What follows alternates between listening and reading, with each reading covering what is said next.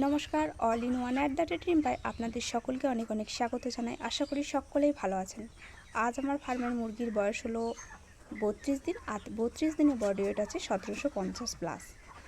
তো এখনকার বর্তমান যে সমস্যা, সেই সমস্যা নিয়ে আজ আমি আলোচনা করব। বর্তমানে আইবিএইচ সমস্যা, কিডনি প্রবলেম, এগুলো কিন্তু প্রত্যেকটা ফার্মেই আসছে। আর আইবিএইচ সমস্যা বা কিডনি প্রবলেম যদি আপনার ফার্মে এসে থাকে, সেক্ষেত্রে ফার্মে মোর্টালিটির পার্সেন্টেজটা কিন্তু অনেক বেশি হয়ে যায়। বিশেষত যদি হেলদি আইবিএইচ হয়ে থাকে, সেক্ষেত্রে মুরগির মোর্টালিটির যে পার্সেন্টেজ, সেটা প্রায় 50%-এর উপর হয়ে যায়। কিন্তু মুরগির বডি ওয়েট ভালো থাকে, এফসিআর কস্টিং সেটা কিন্তু খুব একটা বিরাট বেশি হয় না। আবার নন হেলদি আইবিএইচের ক্ষেত্রে মোর্টালিটির পার্সেন্টেজ যেমন কম হয়, আবার মুরগির বডি ওয়েট কিন্তু একদমই থাকে না। মুরগি একদমই হালকা হয়ে যায় এবং প্রচুর পরিমাণে লোম পালক গজিয়ে যায়। মুরগি ফিড ইনটেক একেবারে কম করে, জল কম খায় এবং মুরগিটা উড়তে থাকে। সেক্ষেত্রে কস্টিং, এফসিআর কোনো কিছুই কিন্তু হাতের নাগালের মধ্যে থাকে না। তো হেলদি আইবিএইচ হোক বা নন হেলদি আইবিএইচ হোক, দুটো আইবিএইচই কিন্তু আমাদের ফার্মের যে রেজাল্ট, তার জন্য কিন্তু খতরনাক। তো তার জন্য অবশ্যই করে আইবিএইচ ইনফেকশন যাতে আপনাদের ফার্মে না আসে, সেদিকে অবশ্যই খেয়াল রাখতে হবে। আর আইবিএইচ ইনফেকশন প্রতিরোধ করার জন্য যে ব্যবস্থাপনাগুলো অবলম্বন করতে হবে, আজ আমি সেগুলো নিয়েই কথা বলবো।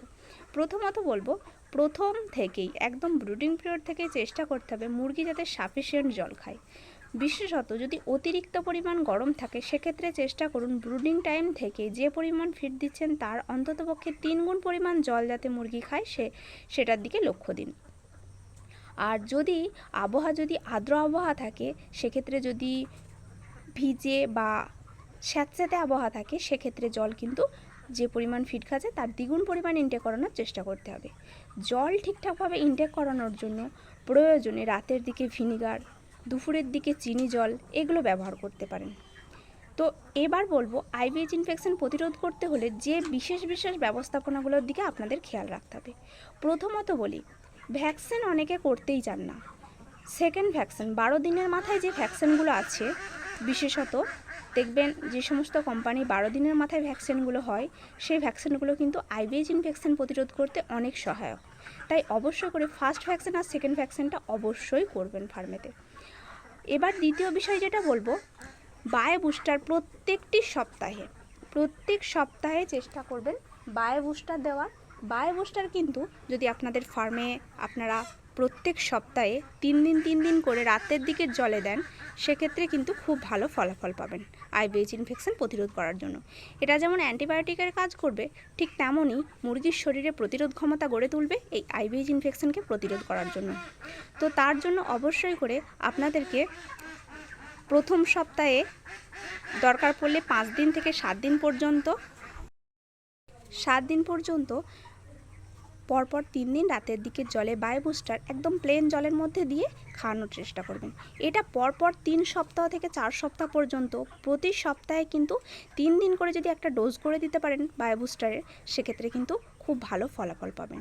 এছাড়াও ব্রুডিং পিরিয়ডে পান পাতা আর গুড়ের রস যদি ভালো করে মিক্সিতে পান পাতাকে বেটে, হাজার পাখিতে 15টা হিসেবে পান পাতা আর তার সাথে সাথে 250 গ্রাম করে গুড়, দুটো একসাথে মিক্সড করে নেবেন, পান পাতার রসটা আর গুড়, এবং মিক্সড করে নেবার পর এটাকে যদি আপনারা প্রতিদিন সকালের দিকের জলে, বিশেষত ব্রুডিং পিরিয়ড চলাকালীন পরপর 4 দিন অথবা 5 দিন দিতে পারেন সকালের দিকের জলে, মোটামুটি 4 ঘন্টা মতো জলে, তো সেক্ষেত্রেও এই আইবিএইচ ইনফেকশন, কিডনির সমস্যা, এগুলোর থেকে অনেকটা রিকভারি পাওয়া যায়।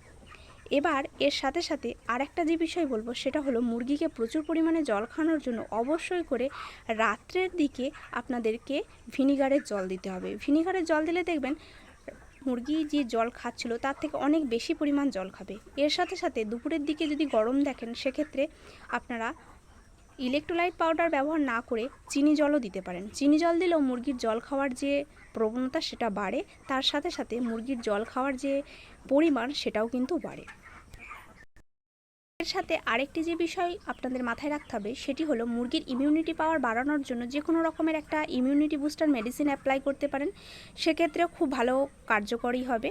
আর ইমিউনিটি বুস্টার মেডিসিন দিলে মুরগির ইমিউনিটি পাওয়ারটা হাই থাকবে, এর ফলে মোর্টালিটির পার্সেন্টেজটা কমবে। আবার ইমিউনিটি বুস্টারের মতোই আর্সেনিক অ্যালবাম, এই মেডিসিনটা আর্সেনিক অ্যালবাম 200, এটা যদি আপনারা, এটা একটা হোমিওপ্যাথিক মেডিসিন, এটাও কিন্তু ইমিউনিটি বুস্টারই একটা মেডিসিন। এটা যদি আপনাদের ফার্মে আপনারা অ্যাপ্লাই করতে পারেন মোটামুটি 18 দিন বয়সের পর থেকে, থার্ড ভ্যাকসিন হয়ে যাওয়ার পর থেকে, সেক্ষেত্রে ভীষণ ভালো ফলাফল পাবেন।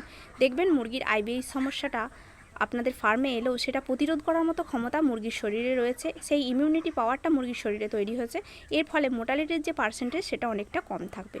তো এই সমস্ত ব্যবস্থাপনাগুলো অবলম্বন করলে আপনারা দেখবেন এই যে আইবিএস সমস্যা, এই সমস্যাটাকে খুব সহজেই প্রতিরোধ করতে পারছেন।